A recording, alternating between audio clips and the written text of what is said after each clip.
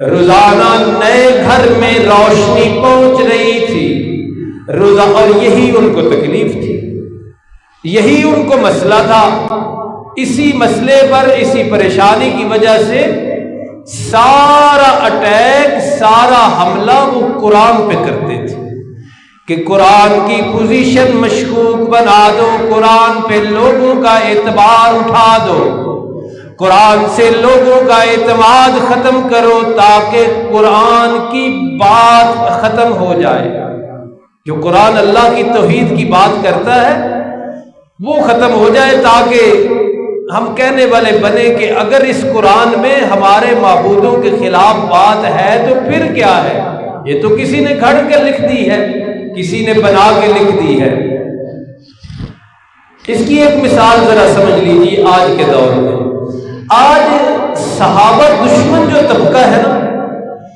ان کی طرف سے پوری طرح یہ پروپیگنڈا چلایا جاتا ہے کہ یہ قرآن اصلی نہیں۔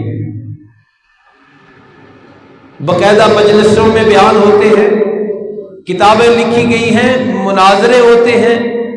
اس ساری محنت کے پیچھے بھی ایک وہی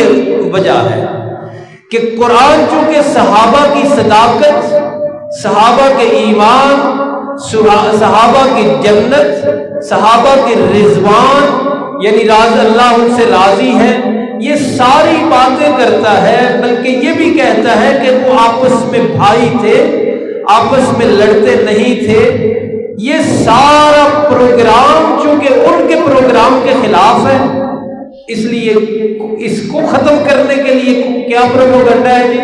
کہ قرآن مشکوک بناؤ، قرآن کی حیثیت پر لوگوں کو شک میں ڈالو، قرآن پر اعتبار ختم کرو، قرآن پر اعتماد ختم کرو، تاکہ صحابہ کا جو مقام قرآن بیان کرتا ہے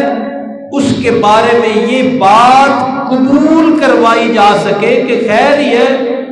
یہ تو ویسے ہی مشکوک بات ہے۔ تو بالکل اسی طرح وہ بھی کرتے تھے کہ اللہ کی توحید کے ضمن میں جو ان کے بتوں کی نفی کرتا ہے نا قرآن، اس کا اثر زائل کرنے کے لیے یہ پروپیگنڈا کرو کہ یہ قرآن کسی نے بنایا ہے، کسی نے گھڑ لیا ہے، یہ پہلے لوگوں کی کہانیاں ہیں۔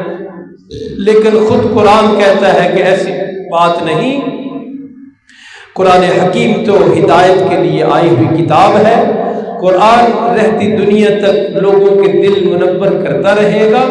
اور آج بھی اگر اس قرآن حکیم کو اسی انداز سے پڑھا جائے،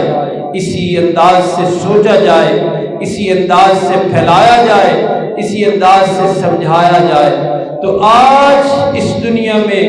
کفر، شرک، بدعت اور باطل کے چھائے ہوئے بادل بھی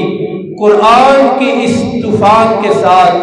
اس بارش کے ساتھ یہ بھی چھٹ سکتے ہیں خطرات۔ قرآن حکیم میں وہی تاثیر آج بھی موجود ہے۔ رب العالمین ہمیں توفیق دے کہ ہم 24 گھنٹوں میں اپنے قیمتی وقت سے